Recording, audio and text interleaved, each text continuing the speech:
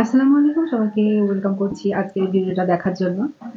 আশা করি সবাই আপনারা ভালো আছেন, কারণ রাত পোহালেই তো রমজান মাস। একটা খুশির মাস, আনন্দের মাস, রহমতের মাস, বরকতের মাস আমাদের সবার কাছে। কারণ অনেকেই আছি আমরা যারা রোজা থাকি, রোজা থাকতে পছন্দ করি, তারা কিন্তু আমরা সবাই অপেক্ষা করি এই মাসটির জন্য। কারণ কে কিভাবে এই রমজান মাসটাকে নেন আমি জানি না, অনেকেই রোজা থাকেই না একটাও। কিন্তু যারা থাকে তারা এই জিনিসটা বুঝবে যে রমজান মাসটা কতটা আনন্দের আর কতটা স্পেশাল একটা মাস। কারণ আপনি যদি রোজা থাকেন তাহলে বুঝবেন যে আমরা যারা রোজা থাকি, যখন দুপুর গড়িয়ে যায় তারপর পরে শুরু হয় আমাদের ইফতারের আয়োজন। মানে ওই মুহূর্তটা এত আনন্দমুখর, যারা থাকে বা যারা এটার সাথে ইনভলভ কাজ করে শুধুমাত্র তারাই বলতে পারবে। যেরকম আমি নিজেও করি এটা। আমার বাড়ি কোনো কিছু তৈরি করা হোক, কোনো কিছু রান্না করা হোক, কোনো কিছু আয়োজনের ক্ষেত্রে এটা আমি সবসময় থাকতাম। এখন যেহেতু আমার পুরো ফ্যামিলি আমার পাশে নেই, আমি নিজেরটা নিজে করি। তো এখানেও একটা আনন্দ কাজ করে। কারণ সন্ধ্যা বেশি ভালো লাগে যদি পুরো ফ্যামিলি একসাথে থাকে, সবার জন্য করতে পারলে সবথেকে বেশি ভালো লাগে। তার কারণটা হচ্ছে যখন আমরা ইফতারের আয়োজনটা চলে তখন বেশ একটা ইমেজ কাজ করে, তাড়াহুড়ো, এটা করতে হবে, ওটা করতে হবে। মানে খাওয়াটা পরের কথা, সবকিছু তৈরি করে যখন সবাই একসাথে বসে ইফতারটা সবাই যখন একসাথে করা হয়, একটা অন্যরকম খুশি বা একটা ঈদ একটা ইমেজ চলে আসে ওই ইফতারের টাইমটাতে। এটা গেল। আবার যখন আপনি হচ্ছে সেহরি খেতে উঠবেন, ওটাও এক প্রকার আনন্দমুখর একটা সময়। তো যারা এগুলো রোজা থাকে তারা জানে, আর যারা আপনার থাকেন না, আমি বলব কি একটু চেষ্টা করবেন রোজা থাকতে, ইফতার মুহূর্তটা এনজয় করতে, সেহরিটা এনজয় করতে। আমার কাছে রমজান মাসটা অনেক খুশি, অনেক স্পেশাল লাগে। এই যে আনন্দটা না বছরে একটা মাসে পাওয়া যায়।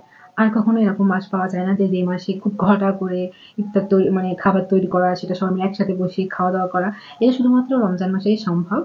তো যারা আপনারা থাকেন না, আমি তাদেরকে বলবো একটু থেকে দেখেন, ফ্যামিলিকে সময় দিয়ে দেখেন, একটু অনুভব করে দেখেন।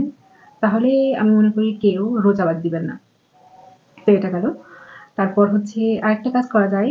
কিন্তু রমজান মাসটা সবার কাছে স্পেশাল আনন্দ হলেও যারা চাকরিজীবী আছে বা যারা ব্যস্ত লাইফে আছে, বিশেষ করে মহিলারা, পুরুষদের তো কেনাকাটা করে খাওয়া, রেস্টুরেন্ট আছে, হোটেল আছে, যেখানে তারাই ওরা গেলেই ওদের হয়ে যায়। কিন্তু মহিলাদের ক্ষেত্রে জিনিসটা একটু টাফ হয়ে যায়। কারণ আমি নিজে এটা সাফার করেছি। আমি নিজে যখন জব করছি ছোটখাটো, তো তখন এগুলোর আমি সাফার করছি। কারণ সেগুলোর থেকে আসা, এসে নিজের জন্য কিছু করার টাইম পাওয়া যায় না, করা যায় না। মানে তখন যেন রমজান মাসটা একটু বেশি কষ্টের হয়ে যায়।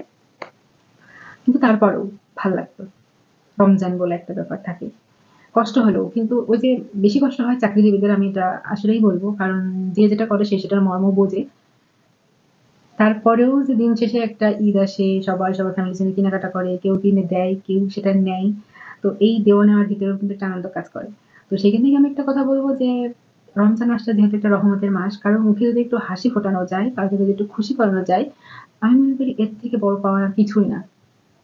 তো আপনাদের যার যেমন সামর্থ্য আছে চেষ্টা করবেন রমজান মাসে ঠিক সেইখান থেকেই কিছুটা মানুষকে দেওয়ার। আর আপনার যদি সামর্থ্য এমন হয় যে টাকা পয়সা দেওয়ার সামর্থ্য নাই, কাপড় চোপড় দেওয়ার সামর্থ্য নাই, এগুলোই যে করতে হবে এমন কোনো মানে নাই। আর এটলিস্ট আপনি যে খাবারটা খাচ্ছেন সেটা যদি আপনি দেখা গেলো খাইতে পারছেন না, ফেলে দিচ্ছেন, এটা না করে আজ আমি এতটুকু খাইতে পারবো, বাকিটা পারবো না। তো সেখান থেকে কিছুটা খাবার যদি যারা ইফতার তৈরি করতে পারে না, যাদের সামর্থ্য নাই, তাদেরকে আপনি দিয়ে দেন। আমি মনে করি এটা অনেকের কাছে বেশ অনেক খুশি। আর তারা কিন্তু খুশি হয়। আর খুশি থেকে যদি কেউ আপনাকে একটু দোয়া দিয়ে দেয়, আল্লাহ যে কার দোয়া কখন কবুল করে নেয় এটা কিন্তু আমরা কেউই জানি না।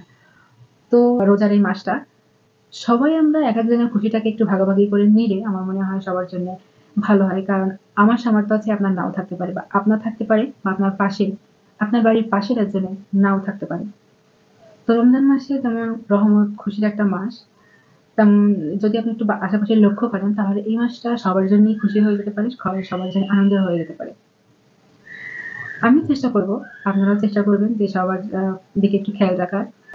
আর আরেকটা পয়েন্ট আমি এড করতে চাই, সেটা হচ্ছে প্লিজ কেউ দান করে, কেউ কাউকে কিছু দিয়ে সেটা সাক্ষী নিয়ে সেটা সোশ্যাল মিডিয়াতে শো অফ না করে চেষ্টা করবেন দান জিনিসটা একটু আড়ালে দেওয়ার, লুকায় দেওয়ার।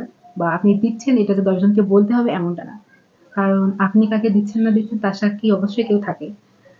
আর অনেকের থাকে যে সামর্থ্য নেই কিন্তু আপনি দান করছেন, এটা তার এটা নিয়ে সে উপকৃত হবে। কিন্তু তার থেকে বড় লজ্জার কষ্ট তার হয়ে যায় যে আপনি নিয়ে এসে ১০ জনকে বলছেন, এটা প্রেস্টিজে বাড়তে পারে, তার সম্মানে লাগতে পারে।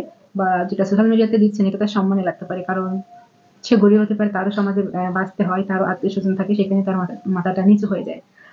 তো যারা আপনারা দিন বা যারা এটা করবেন তারা অবশ্যই চেষ্টা করবেন রমজানের মাসটা একটু লুকিয়ে করার। আর ইফতার জিনিসটা শখ এর জিনিস না। কারণ আপনার সামর্থ্য আছে আর 10 জনের নাও থাকতে পারে। তো এটা সোশ্যাল মিডিয়া দেখানোর জিনিস না। কারণ এটা দেখে অনেকের ভিতরে আফসোস, কষ্ট এই জিনিসটা কাজ করতে পারে। তো এটুকুই আমার বলার ছিল। আর ভিডিওটা সবার কাছে একটু বেশি, বেশি শেয়ার করে দিবেন। সবাইকে জানার, শোনার সুযোগ করে দিবেন। এই আরকি। সবাই ভালো থাকবেন। আল্লাহ হাফেজ।